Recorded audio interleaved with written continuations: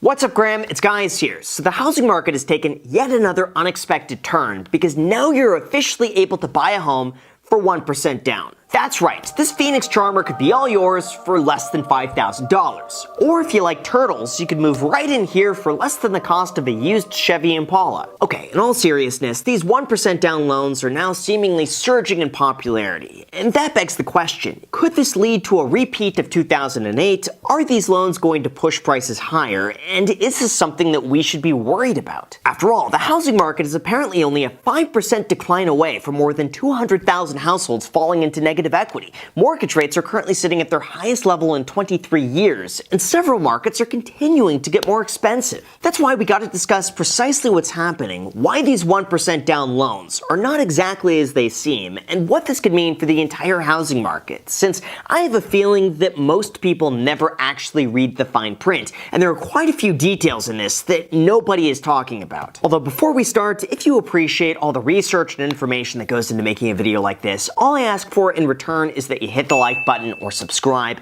That's it. It helps with the channel tremendously, so thank you guys so much, and also big thank you to Rocket Money for sponsoring today's video, but more on that later. Alright, now as a bit of a background, I probably don't have to tell you that housing prices are expensive. Nationally, values are 44% higher today than they were pre-pandemic, mortgage payments are 54% higher in just the last year, and there appears to be no shortage of buyers and sellers waiting on the sidelines for things to settle down.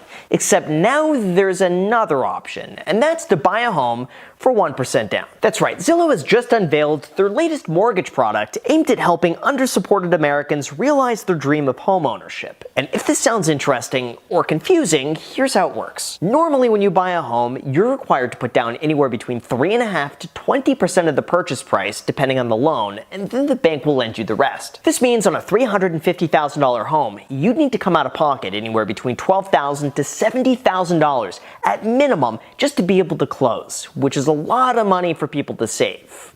But not anymore. With Zillow, they will allow you to put 1% down and then they will match you another 2% on closing, saying in a statement that this program could reduce the time eligible homebuyers need to save and open homeownership to those who are otherwise ready to take on a mortgage. From this perspective, those paying a high rent and unable to save would effectively be able to transfer their rent payment to that of a mortgage and effectively be able to participate in the housing market and build equity. Or I guess as Zillow says, this will help lower the barrier to entry and make the dream of owning a home a reality. However, even though this sounds like a miracle dream come true for home buyers, the reality is there's a lot of fine print that needs to be discussed, and most likely all of you watching are going to get denied. First of all, in Zillow's case, even though they plan to expand, as of right now, it's only a pilot program available to first-time homebuyers in Arizona who make less than 80% of the area's median income. For Phoenix, this means that if you're single, you'd need to have an income below $25,456 a year in order to qualify. And if you're curious how much home that'll buy you,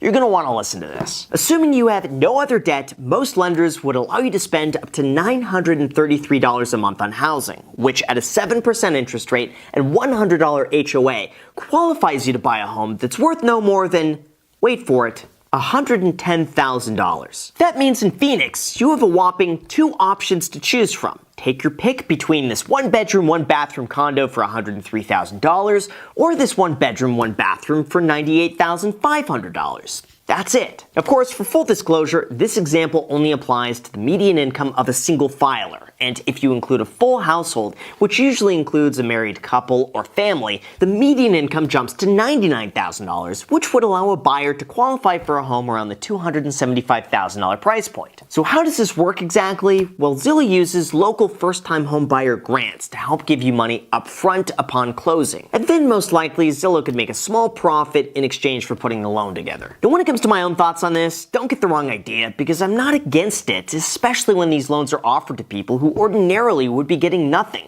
And these loans are exempt from having to pay PMI, which is usually a requirement anytime you have less than 20% equity in a property. However, this is still not the entire picture for the buyer, because you're forgetting about another very important component when it comes to buying buying a home, and that would be closing costs. This includes things like inspections, appraisals, notary fees, escrow fees, insurance fees, and a variety of other miscellaneous expenses that they love to jab you with just because they can. And typically for the buyer, this equates to another 2% of the purchase price. This means despite being able to put 1% down to buy a property, you actually need more like 3% to be able to pay for closing costs, and realistically, more like 5% to be able to furnish the home, have a bit of a buffer for savings, and pay the property taxes. Although even though this might not sound as good as it initially did, what's even more remarkable is that Zillow's not even the first company to have done this, and other companies are offering exactly this to everybody, regardless of where you live, like with Rocket Mortgage. See, back in June, they offered a program called One Plus, available to anyone nationwide, whether or not it's their first home, as long as their income is below 80% of the area median and they had a credit score of 620 or higher. Personally, this seems like a much more dynamic program than Zillow, and I think the only reason people aren't talking about it is because everyone loves to hate on Zillow, especially after their failed home buying endeavor, which we'll save for another time. Anyway, this One Plus mortgage is only available to primary single-family residences. They'll give you 2% of the home's purchase price as long as your total down payment is less than 5%, and in addition to the free savings, just like Zillow, you're not going to have to pay any PMI. Overall, these products seem incredibly similar to one another if you're comparing 1% down loans, with the exception that Rocket Mortgage doesn't limit you to one location or being a first-time homebuyer. But both of these at the core really just take advantage of publicly available grants that most people don't even realize exists,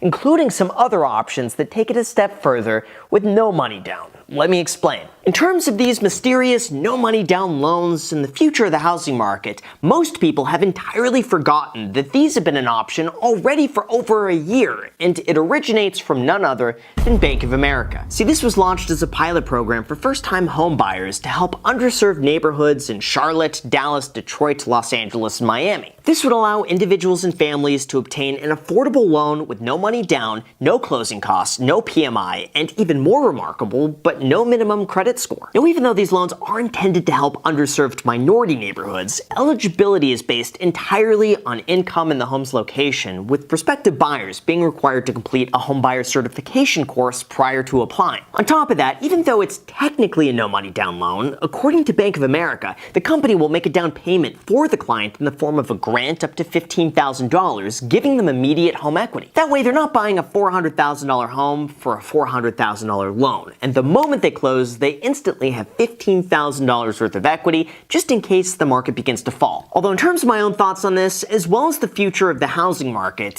here's what I think. First of all, as a bit of a heads up, coming from someone who's worked full-time in real estate since 2008, I generally recommend not putting 0% down on a property. The thing is, with mortgage rates rising, putting no money down tends to put you in a riskier spot financially, your monthly payment is higher as a result, and unless the market just keeps moving higher, it limits your ability to sell without coming out of pocket for closing costs. That's why I think a better solution is to focus on saving more money today, so that way you have a bit of a buffer to fall back on, which our sponsor Rocket Money is able to help you with. For those unaware, Rocket Money is an all-in-one financial platform that helps you save more and spend less. They do this by allowing you to manage subscriptions, lower bills, monitor your credit score, and build your savings all in one place. And no joke, going a bit off script here, but I've been using it on an almost daily basis for years now because it's so easy. All you gotta do is connect your accounts, which takes about 5 minutes in total, and then from there, Rocket Money tracks every single one of your expenses and categorizes everything so that nothing falls through the cracks. For instance, I use them all the time to alert me if I spend too much money in one category, or if a check clears, or when a refund is processed, because sometimes I order too much random stuff on Amazon, and then by the time it arrives, I realize I don't need it anymore. Even better though, but Rocket Money helps you cancel unwanted subscriptions. They can do this by safely and securely identifying recurring charges, and then they give you the option to cancel with just a tap. And with monthly payments costing you 2.5 times more than what you expect, this alone is worth its weight in gold. On top of that, you could easily set budgets that automatically monitor your spending by category, you could get friendly notifications when you've exceeded them, and visualize your spend-to-earn ratio by month, quarter, or year. And they boast more than 3.4 million members, with you potentially being one more of them. So to try it out today and unlock more features with premium, head to rocketmoney.com/Graham, or you could use the link down below in the description to get started immediately, start saving more money. And with that said,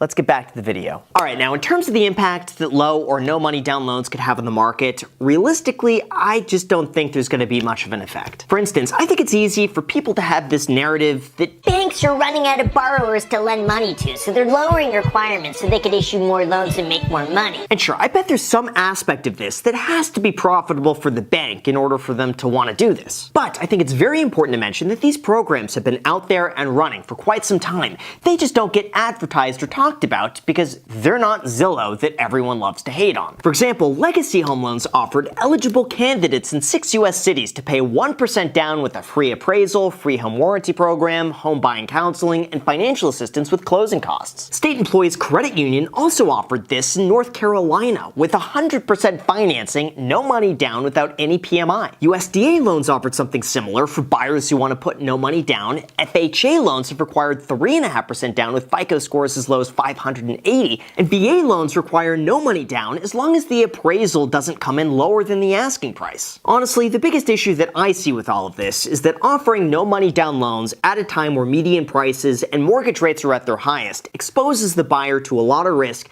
in the event they lose their job, the income declines, or something happens. In those cases, it's highly unlikely that they would be able to come up with enough money to sell their house when accounting for closing costs, and that could put them in a very dangerous position. Just consider this. Let's just say you bought a $400,000 home, no money down, a $15,000 Bank of America grant, and a loan of $385,000. If the market stays the exact same and you sell your home 1 year later for the same price of $400,000, 6% commissions and closing costs would leave you with $376,000 left over, meaning you'd have to come out of pocket $9,000 to exit your loan. Okay, now even though that might not seem like a huge deal, if the market were to fall just 5%, you'd be left with $357,000 after closing costs, meaning you would have to come up with $28,000 just to sell your home after 1 year. Obviously, this presents a substantial risk that most likely the type of person putting no money down is not the same type of person who's able to come up with a large amount of money in the event that they need to sell. And unless prices keep moving higher, they'd be stuck there making those payments whether or not they could financially afford it. In terms of my own thoughts on this, as both a homeowner and a real estate investor, even though this could wind up helping a lot of people, you have to remember that at the end of the day, banks are in the business of making money, and it's really up to you to determine whether or not buying a house is the right choice financially. After all, there's the reality that by owning a home, you're also responsible for property taxes, insurance, maintenance, and a whole bunch of miscellaneous repairs that you never seem to think about until they come up.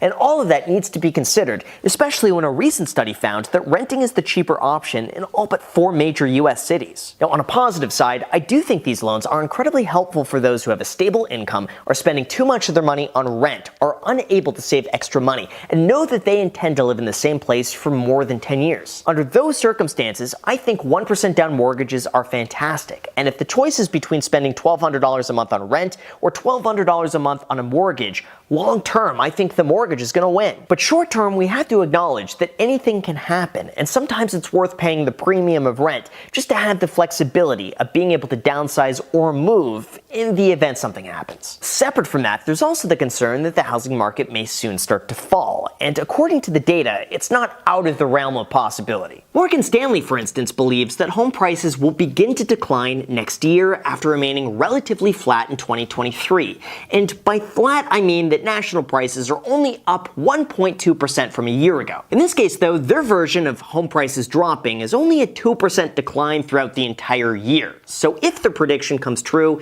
it's still not that big of a deal. But Zillow, on the other hand, is predicting a home run year again for houses, which could be why they're betting on 1% down mortgages. If we switch gears from bearish to bullish, Zillow believes that home prices will rise 6.5% by July of 2024, all because inventory is the tightest it's ever been in history. In fact, it appears as though the higher interest rates go, the less likely sellers are to sell, which causes inventory to dry up even further, causing prices to go even higher, as weird as that is to say. Plus, even Goldman Sachs is now jumping on the bandwagon that home prices are not going to be declining in 2024, which kind of seems odd to say with mortgage rates currently surpassing 7%, but you have to admit, low inventory is causing a home buying crisis. And until inventory improves or mortgage rates drop, this is likely going to persist for quite some time. So as far as what I think, in terms of little to no money down mortgages, no, I don't think this is going to have a large effect on the market. These programs have already been available for longer than a year, and if they would have had an effect, we would have seen it already. As far as everything else though, I think we could tend to agree that the market overall makes no sense. I know it's kind of weird to think this way, but I generally like to see myself as a barometer of the market, and if I'm interested in buying, I tend to think other people are as well. But right now, financially, there's very little that makes sense to purchase, and I'm not gonna lie to you and say I see an opportunity for most people, because I don't. That's why for the time being, I'm doing my best to save as much money as I can. I'm keeping an eye on the housing market just in case anything changes. I only buy things that I intend to fix up and hold long term, and I recommend everyone be cautious about overextending themselves buying a house